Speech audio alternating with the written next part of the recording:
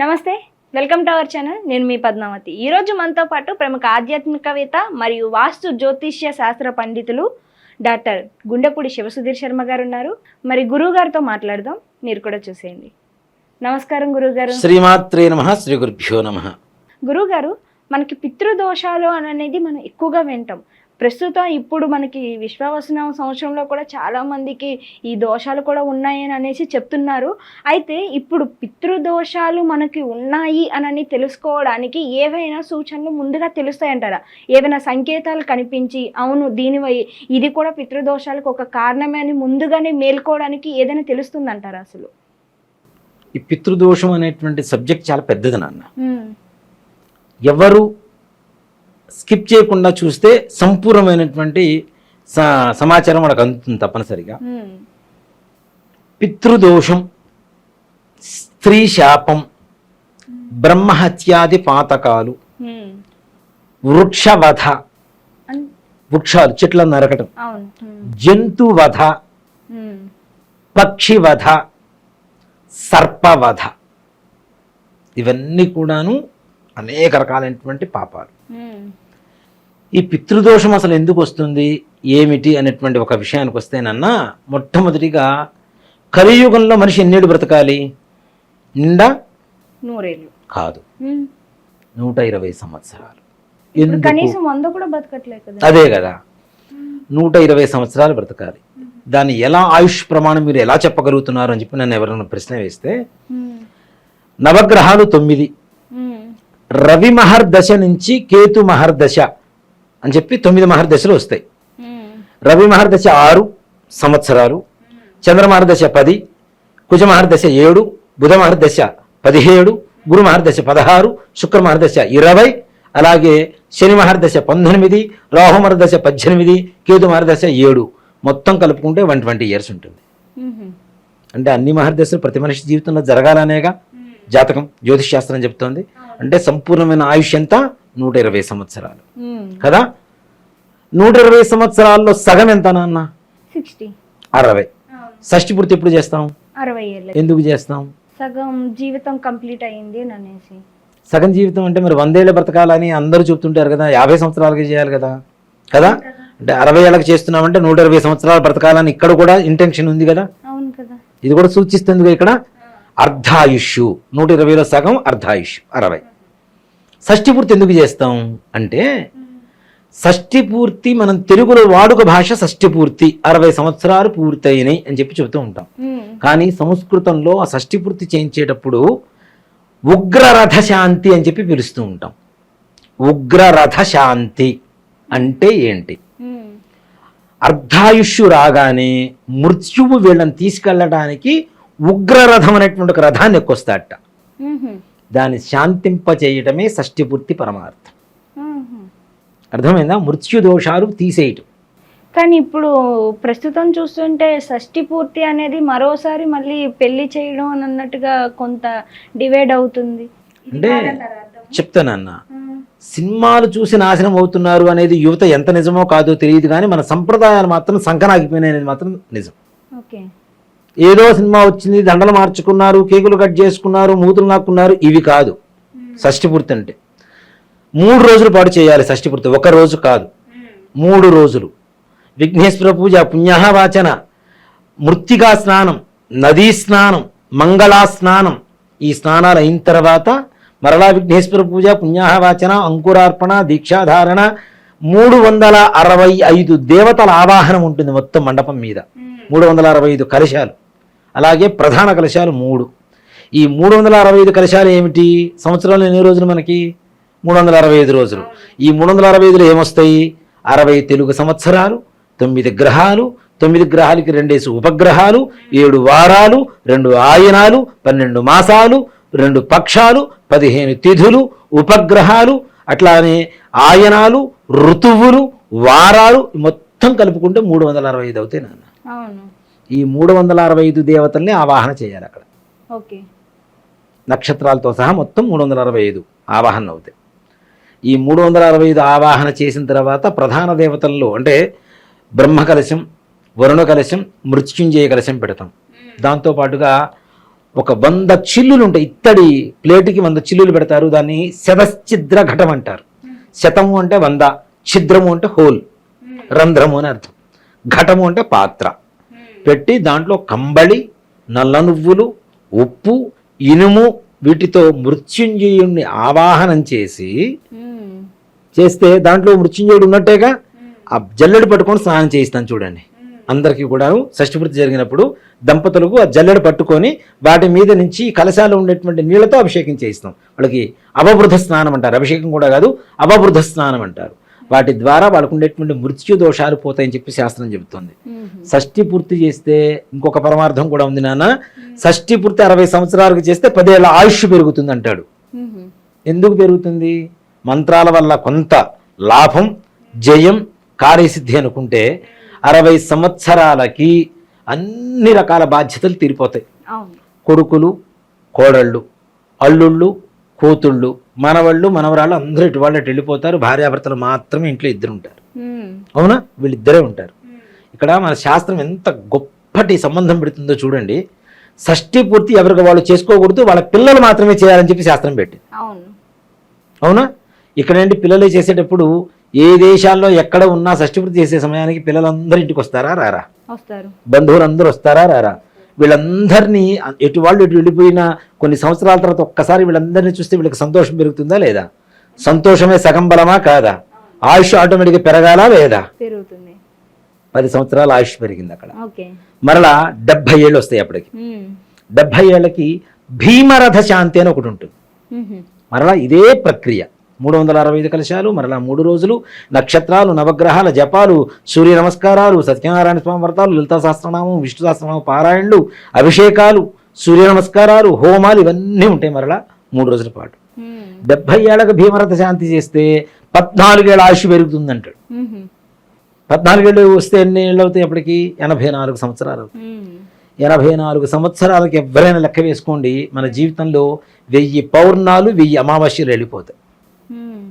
84 ఏళ్ళకి 84 × 12 1000 అయిపోయింది కదా. 1000 పౌర్ణాలు వెళ్ళిపోతాయి. కాబట్టి దాన్ని సహస్ర చంద్ర దర్శనం అని చెప్పి మరలా అక్కడ ఉత్సవం చేస్తారు. 84 ఏళ్ళు వస్తే సహస్ర చంద్ర దర్శనం అని చెప్పి చేస్తారు. సహస్ర చంద్ర దర్శనం చేస్తే 36 ఏళ్ళ ఆయుష్ పెరుగుతుందంటాడు. అప్పటికి ఎంత ఎన్నేళ్ళని? 120 ఏళ్ళు అయిపోయినాయి. మనిషి సంపూర్ణమైనటువంటి జీవన చక్రం మొత్తం తిరిగిపోయింది. అవునా? అంటే ఇక్కడ 60 ఏళ్ల దగ్గర నుంచి కూడా ఆయుష్ పెంచుకుంటూ వెళ్ళిపోవడానికి కావాల్సినటువంటి సాధన మార్గాలు ఇవన్నీ. గురుగారు, నాకు ఇక్కడ డౌట్ వచ్చింది, అడగచ్చు అంటారా? చెప్పండి నాన్న. అయ్యో, ఇప్పుడు భార్యాభర్తలు ఇద్దరికి కావచ్చు ఈ షష్ఠి పూర్తి అనేది చేస్తారు కాబట్టి దంపతులు ఇద్దరికి కూడా 60 ఏళ్ళు వస్తే అది ఇద్దరికి కూడా సగ జీవితం కంప్లీట్ అయినట్టు. ఇప్పుడు పూర్వకాలంలో చూసుకుంటే మరి 60 ఏళ్ళు అనేది చూసుకున్నా కూడా ఇద్దరికి భార్యాభర్తలకి ఏజ్ గ్యాప్ అనేది ఉంటుంది. ఇప్పుడు కాస్త కూస్తూ ఒక 5 సంవత్సరాలు 6 సంవత్సరాల గ్యాప్ లో భార్యాభర్తల దాంపత్య కానీ అప్పట్లో 10 ఏళ్ళు 15 ఏళ్ళు గ్యాప్ కూడా ఉంటుంది. అప్పుడు ఒకవేళ అబ్బాయికి ఒక 60 ఏళ్ళు వచ్చినా కూడా స్త్రీకి ఇంకా తక్కువే ఉంటుంది కాబట్టి వారికి సగ జీవితం ఎక్కడ కంప్లీట్ అయినట్టు అంటే ఈ డౌట్ వస్తుంది కదా. చెప్తాను దీని కూడా గొప్ప మాట చెప్తా. గరిపాటి నరసింహారావు గారు మొత్తుకుంటూనే ఉంటారు ఆయన పాపం అన్ని ప్రసంగాల్లో. ఇప్పుడు దేవాలయం పూజకి వెళ్తావు, వెళ్ళినప్పుడు గోత్రనామాలు చెప్పాలంటే ఏం చెప్తావు నాన్న? భారద్వాజ గోత్రోద్భవస్య శివసుధీర్మనామధేస్య ధర్మపత్ని సమేతస్య సహ కుటుంబానాం అని చెప్పి చెప్తాం. అలా కాకుండా ఫలానా సుబ్బారావు పౌడుపాడు గోత్రోద్భవస్య సుబ్బారావు నామధేయస్య ధర్మపత్ని సమేతస్య శైలజమ్మ నామధేయస్య అశ్వ కుమారస్య కార్తీక్ నామధేయస్య ధర్మపత్నియాః నీ పేర్లు చెప్పుకుంటూ పోతావా? చెప్పడం కరెక్టా? ఇంటి యజమాని పేరు చెప్పి ధర్మపత్ని సమేతస్య సహకుటుంబానం అంటే అందరికీ వస్తుంది. కానీ ఇప్పుడు జనాలందరూ ఏం చేస్తున్నారు? ఎవరి పేరు వాళ్ళ పేరు, భార్య పేరు, పిల్లల పేరు, పిల్లల భార్యల పేరు, అల్లుడి పేరు, కూతురు పేరు, వాళ్ళ పిల్లల పేరు, పక్కింటి వాళ్ళ పేరు, పైంటి వాళ్ళ పేరు, కిందింటి వాళ్ళ పేరు, ఇటు పక్కింటి వాళ్ళ పేర్లు, అన్ని పేర్లు చెప్పేసరికి స్వామివారి సహస్రనామం కంటే వీళ్ళ పేర్లు ఎక్కువ ఉంటాయి. పూజారి గారు పుట మారిపోతుంది పేర్లు చెప్పేసరికి. అవునా? అక్కడ ఏం చెబుతున్నాం? యజమానస్య ఆయన పేరు చెప్పి ధర్మపత్ని సమేతస్య అని చెప్తున్నాం. దీంట్లో ఇంకో నిర్మోహమాటంగా కూడా ఓ మాట చెప్పాలనుకుంటా నేను. ధర్మపత్ని సమేతస్య సహకుటుంబానం అంటే అందరూ వస్తున్నప్పుడు ఒకరికి 4 వేసి 5 వేసి పెళ్ళాలు ఉంటే అప్పుడు చెప్పుకోవాలి వాళ్ళ పేర్లు. ఈ పెళ్ళాంతో నేను వచ్చానా, ఈసారికి నన్ను అనుగ్రహించని. ఇంకోసారి ఇంకో పెళ్ళాన్ని తీసుకొని వస్తే ఆవిడ పేరు చెప్పుకోవాలి.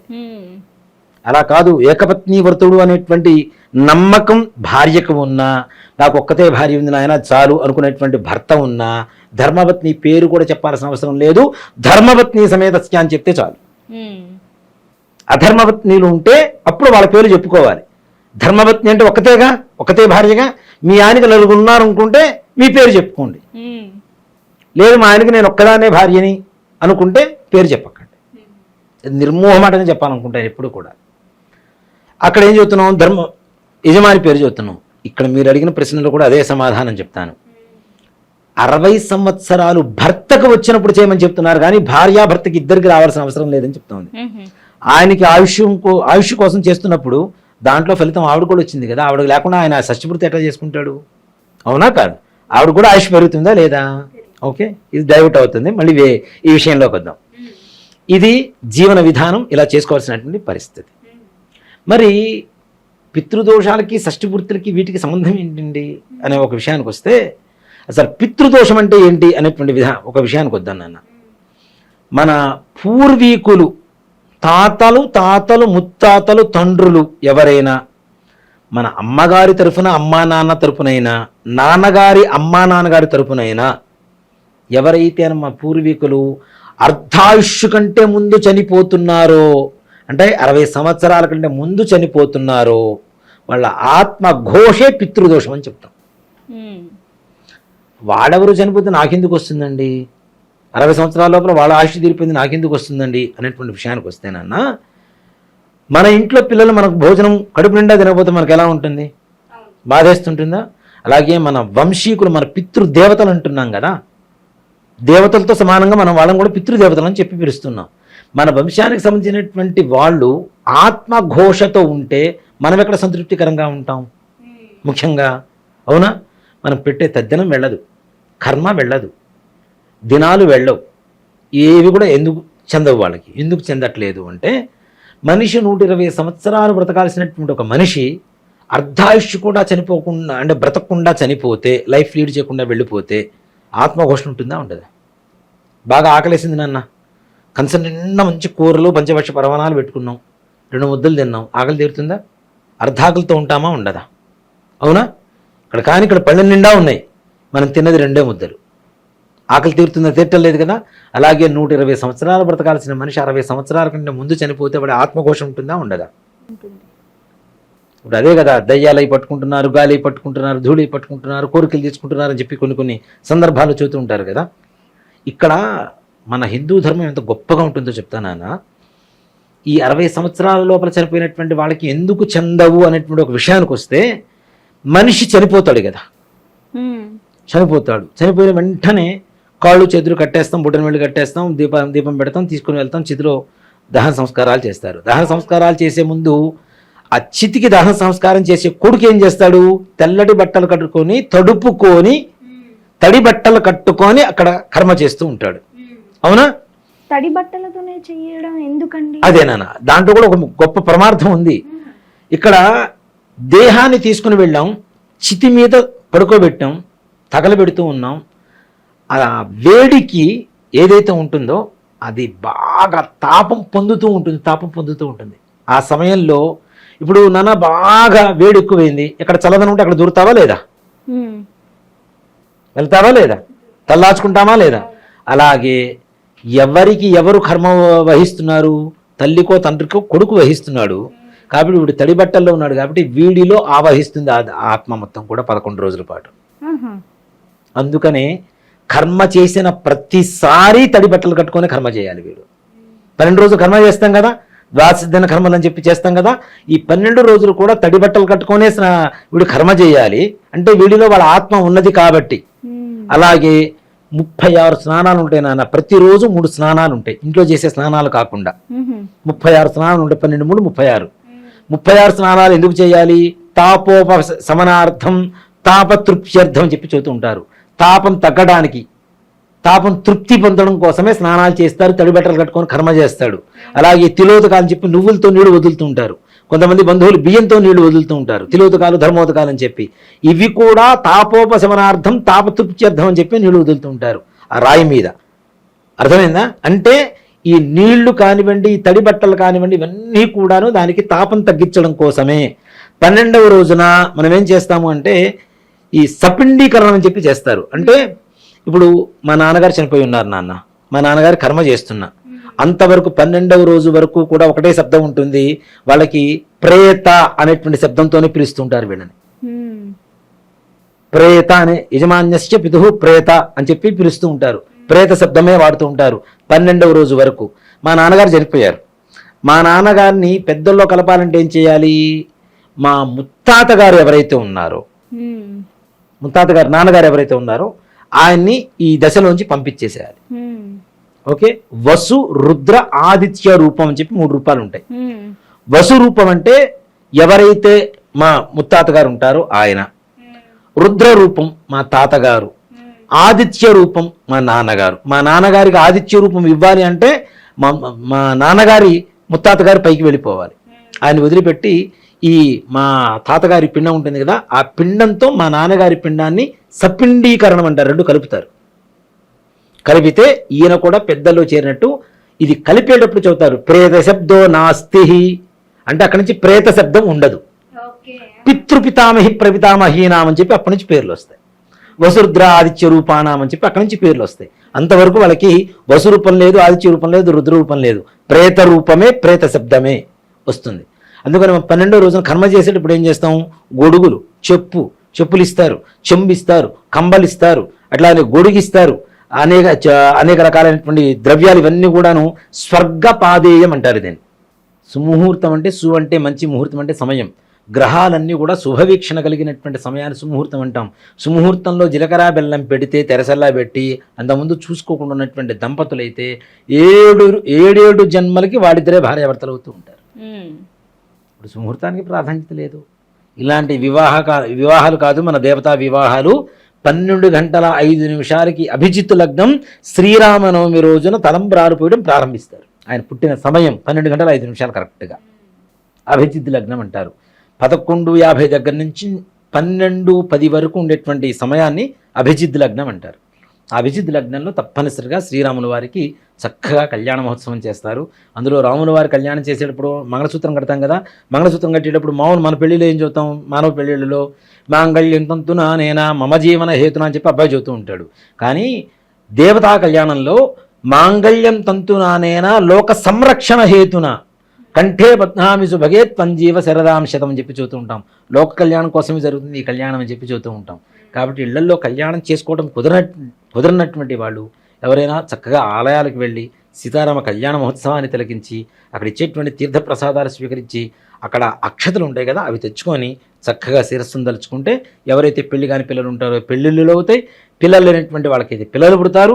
చక్కగా ఎవరైతే ఏదైనా సంపాదించుకోవాలి, మంచి ఉద్యోగం కావాలనుకునేటువంటి వారికి మన మనస్సంకల్పం ఏదైతే ఉంటుందో ఆ మనస్సంకల్పం తీరడం అనేది తప్పనిసరిగా జరుగుతుంది. కాబట్టి శ్రీ సీతారామచంద్రస్వామి వారి పరిపూర్ణమైనటువంటి అనుగ్రహ కృపాకటాక్ష వీక్షణలు అందరికీ కలగాలని, సర్వే జనా సుఖినో భవంతు, అందరూ బాగుండాలి, అందులో మనం ఉండాలి అని చెప్పి రాముల వారికి మరొక్కసారి నా పాదాభివందనాలు తెలియజేసుకుంటూ శ్రీమాత్రే నమః, శ్రీ గురుభ్యో నమః. నిజంగా గురుగారు, మీరు కళ్యాణం గురించి కానీ లేకుంటే ప్రతి ఒక్కటి మంత్రంతో పాటు ఆ మంత్రానికి ఉన్న అర్థాన్ని కూడా వివరిస్తుంటే మీరు ఎంత చెప్తున్నా కూడా ఇంకా వినాలి, తెలుసుకోవాలి అని అనిపిస్తుంది. అంత ఆరాటం అనేది పెరిగింది నాలో కూడాను. ఈ వీడియో చూసే ప్రతి ఒక్కరికి కూడా నూతనంగా పెళ్లి ఎవరైతే చేసుకోబోతున్నారో ఇప్పుడు వారందరికీ కూడా ఈ వీడియో ఒక బెస్ట్ గైడెన్స్ గా అనుకోవచ్చు. ఇదైతే మాత్రం నిజంగా గురుగారు ధన్యవాదాలు. శ్రీమాత్రే నమః, శ్రీ గురుభ్యో నమః.